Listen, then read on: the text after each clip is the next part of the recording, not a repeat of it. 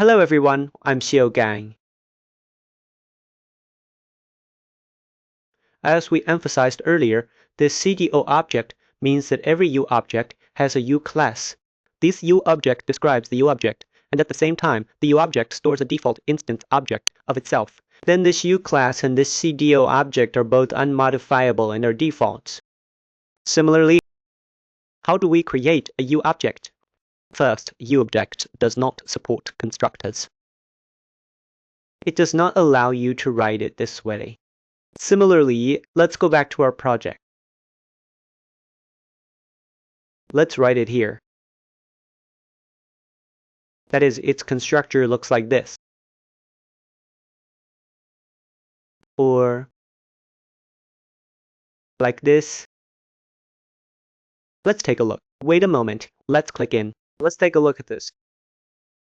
Or like this. So these two ways of writing the constructor, let's make it public. It should be. Take a look at this default hierarchy. Let me see. We'll just leave it as public. Okay. Let's create them one by one. Actually, we generally don't write a lot of code in the constructor because there can be some timing issues. What are timing issues? It's about the order of events over time. This problem occurs very often in online games. Alright, so our constructor here is actually like this. These are our two constructors. You see, it compiles fine now. For example, you suddenly have a bold idea. You say, today I want to define a hook function like this. You see, it says intercessor in number. So, can we write it like this? We can give it a try. You will find it should give an error. It's compiled, but you shouldn't write it like this. You shouldn't write it like this, because doing so will cause you to miss a lot of information and have problems. Don't write it like this. This is a very incorrect way of writing. I'll delete it to avoid misleading you. Don't write it this way. That is, you can only use these two hook functions. And note that if you want to write a destructor function, you must write this virtual destructor. V-A-T-U-R-A-L.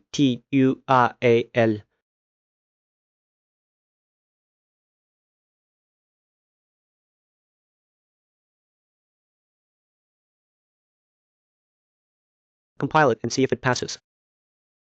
It can pass. Yeah. So this is when everyone creates it. When it is destroyed, these two will be executed. The methods that will be executed. Then let's continue looking ahead. This is what it means. Don't write constructor parameters like this, because when the engine initializes, it will execute a series of actions. If there is no corresponding function, there will be problem. Many things will be missed. If it's for an actor or actor component, and you need to initialize information, we recommend using begin play to initialize with that method. But anyway, you can just follow the business logic. And for object, if you want to create it at runtime, you can either use new object or the default sub-object. So let's take a look first. What does this new object mean? It might just be exposed, you know. It's just an object like this. Then create default object creates a finger or a target object. Then you can cache a method of its parent class. This is usually in the Go function. We will use this default object. So let me first state the conclusion. The things you get from new object, if you haven't marked them properly, they will be garbage collected. Okay, at this point, we wanted to tell you about this thing. Okay. And then these two. It only has these two Go functions, right?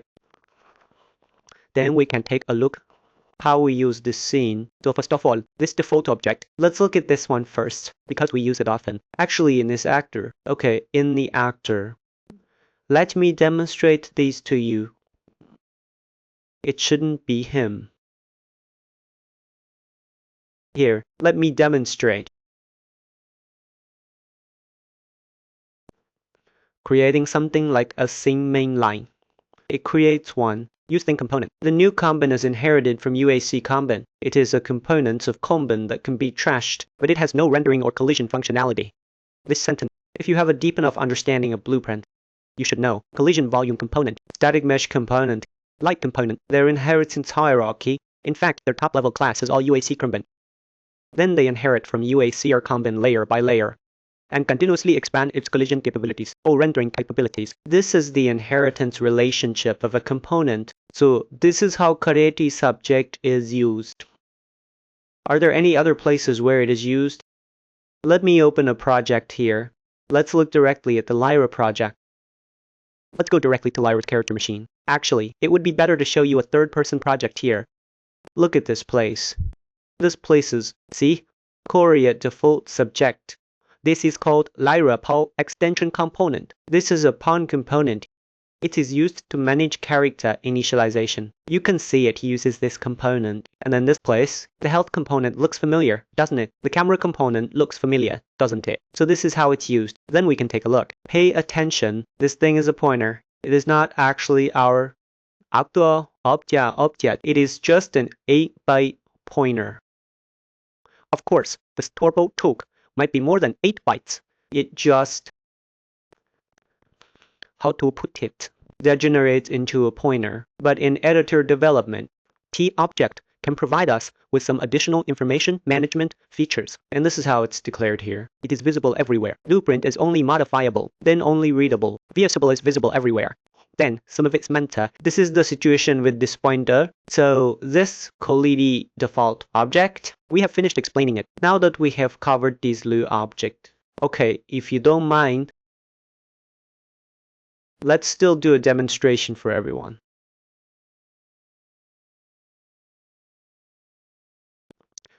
We'd better create a new one. To avoid any issues, let's create a new actor. Because this actor is the best for demonstration, it should be creating an Unreal Engine class. Yes, that's it. Then, when we go to create it, we'll name it Xiao Gang. Object actor. We call it object actor. 只可以挑故锅买切接取一片车. Okay, then let's leave it here. Let's put our position here. There are quite a few of these. We can organize them later. Okay, let's wait a moment for it to finish creating. Okay, let's reload, no problem at all. Then we find the object actor we just created.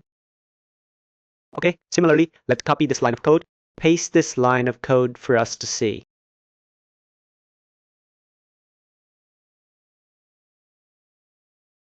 Okay, good. Now we have a decomposition point.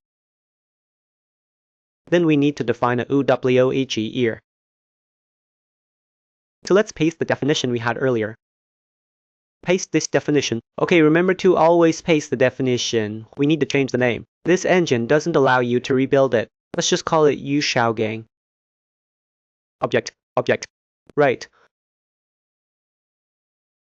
It means the object of this object. That's what it means. Let's paste it here. At this point, we need to create the corresponding constructor and destructor so that you can monitor it easily. We'll talk about it later. This constructor, want to use it. Let's first explain this feature to you first. Okay, let's first ignore it for now. Let's finish explaining first. Okay, here we have two constructors. When do we need to clearly specify which constructor to use? Actually, let me tell you, most of the time when you use this constructor without parameters, you can just use it without thinking. When would you use the one where you need to override something? You wrote something and you want to modify it. That's when you would use this UObject function. We can directly look at Lyra to see how it operates. In its constructor, it uses this parameterized constructor. Why is that? Because look at this objects. It sets the default sub-object class here. That is, I specify this thing It is to use this Lyra movement component thing. So what is this thing called? This thing is called caramove component. We saw, anyway, it's this thing, this component. So why is it done this way? Because it inherits UCharacter move component. It wants to use its own defined movement component instead of the system default one. It modified this thing inside its attachment because it inherits module character. Actually, it's a character, and inside this, it has a movement component called so it modified a class of its parent class. That's why we use it this way. Well, someone might ask, then Xiao Gang, I still need to think clearly when to use it and when not to. Actually, it's very simple. See, if you use this constructor with parameters in the parent class, you just pass the parameters along with it. That's all there is to it. You should understand what I mean.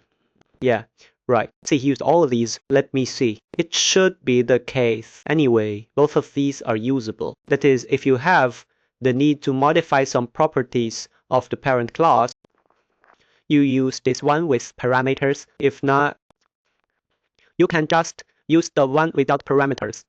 Most of the time, just go with no parameters and you're done. Then, where did I get this conclusion from? You know, I definitely didn't make this up, because here, what he wrote for you is constructor, then receive. This object initializes this thing, and generally it is not needed. But if for class inheritance, you need to select a class, or override for classes, then you can use it. And then just check this default box and it's done. This is fine.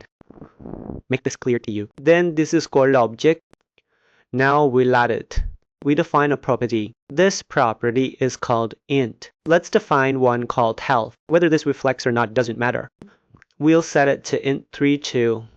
We won't use the native one. We'll use this intersense2 because UE has encapsulated the basic data types for each platform. So you need to use UEs. It's that simple. We'll give it a value of 20. Okay, now it doesn't leave. Alright, so now in the object character, we'll provide a method. So we provide the first one. We provide the first method. What were we going to talk about? Let me take a look.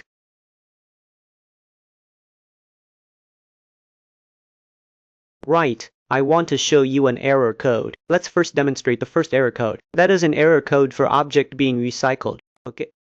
Now we call it init like this. Mike's GObject. This way we don't need to pass parameters. We'll just use U function directly.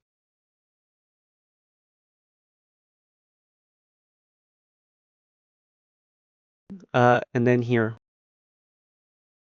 Let's check cable. R cable.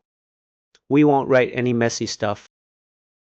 Okay, so what does this function do? Well, it's actually very simple. Let him keep an object.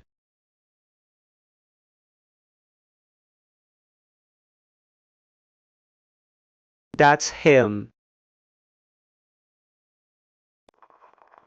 Then we'll have a pointer to receive it. We'll put this pointer outside on the station. Come on, Xiao Gang. Object, okay. This is a very dangerous operation. This is also the core content of our Unreal Engine. That is, if you don't understand this, it's like you haven't even started. Okay, so here we've roughly created an object. Then we'll write a method here called get Xiao Gang, object health. Okay, so we'll still expose it here. Okay, and here, what we need to do now, so we get this object, we'd better actually check, see if it's available. If it's available, then go get it. We need to return an inter sensor. Change it. Here we put return. It's health.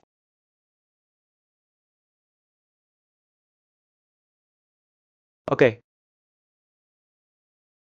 No problem, right? No problem at all. Well, it says we must return a value, so we'll give it a -1.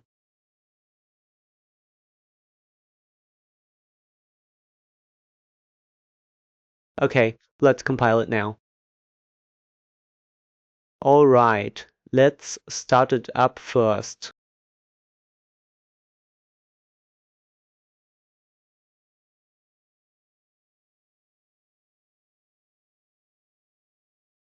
Alright, so let's switch to a different map, our map. We still need to organize actually it's best. But I don't really want to organize it because this is way too simple. Too simple because our later projects will be written in a standard way. This is too simple. I don't even want to write it. It's a bit awkward. Then we find it should be called object actor. We pull it out. Then we are in the scene. Open our level blueprint. But it's important.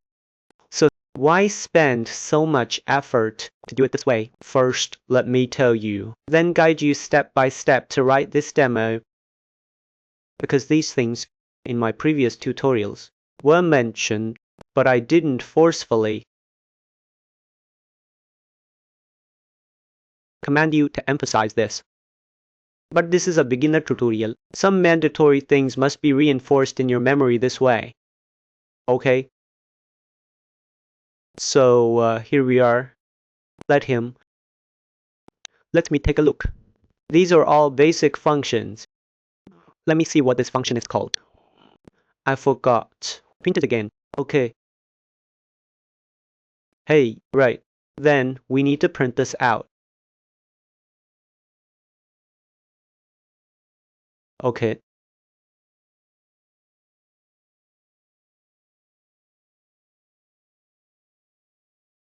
Good. In the ideal state now, it will give us this. Give us a value. Right. How many values does it give us?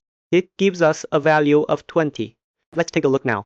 Is it like this? To be honest, I haven't played enough days. It doesn't matter. 20 is fine. 20 is fine. 20 is fine. 20 is fine. Okay. It seems like everything is fine. Now, let's add another function. Now we use 3 keyboard. Then we have something called garbage. Here comes collect garbage. Let's try this thing. This executes a garbage collection once. Now let's check our 1. To be honest, garbage. 2. Hey, what is this? Tell me what this is. Okay.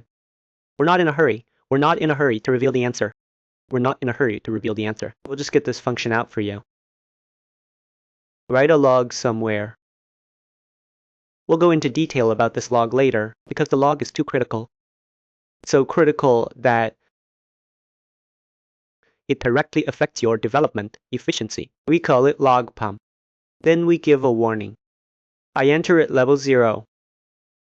Then text. Then we should be able to write in Chinese. No problem. These Chinese of mine. Aha, I've been localized.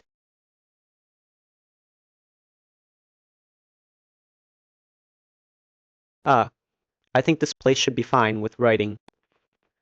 Need to check if it's going live. As Brother Lu, the Ting section is written wrong, and this place might not have this in, okay? Because I often write it wrong. So I've been recycled. Okay, now we'll go and execute its operation. Hey, an error, right? Let's see what the error is. Let's execute it again. Okay, an error. This kind of error, let's check this thing first. Let me take this error as an opportunity to explain it to everyone. Anyway, it's easy to fix. Nuke has been editor. Let's look at its text format. Encoding. It's UTF-8. It can be ACI. No problem. Okay, let's compile again. Good. I'll go and install this component. It might not be installed on this computer. Let's check. Right, it's not installed. I might. Indeed, it's not installed. I'll install it in a moment. I won't demonstrate this to everyone. Okay, now let's take another look at this thing. Look at this place. Clearly, you used the clothing to protect it, but that error from earlier still occurs. This is truly baffling. This is a fatal blow to traditional C++ programmers. That is, if they haven't systematically studied UEC++, they will definitely make this mistake. Alright, okay, now we initialize. There's a breakpoint here. Let's ignore it. Oh, open the wrong map. I was wondering why there was a breakpoint. See, open the wrong map. Okay, this map. Come on, let's check the log. Don't worry about this. We GC. Look, hey, look, it was recycled. Hey, right? If we press 3, he gets recycled. No, I can't explain it to you like this. You might not see clearly. That's my mistake. I should do it like this for you. I'll take this print. When we press 1 on K, we go this way. When we press 2 on K, we print A, our K. Okay, let's print a 1K like this. And then let's print a 3K like this. Okay, so here 1K is fine. Then access 2K, 2K, 24, 24. No problem at all. But if a certain amount of time passes past the GC acquisition time once, press 3. Aha, I got recycle. Access again. At this point, there's still data short. We access again. Let me verify this part again. Take a look. There seems to be a problem here. Anyway, there's no issue. Anyway, I'm just showing you got recycled. This object was recycled, but you still access it. Something like that. That's obviously wrong. Look, it's just that this value is wrong. So what should the correct way be? Actually, the correct way should be like this. That is to say, to prevent this object from being recycled, you should write the new property here.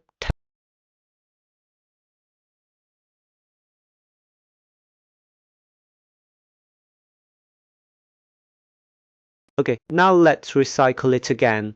Let's see if it will, cause any problem.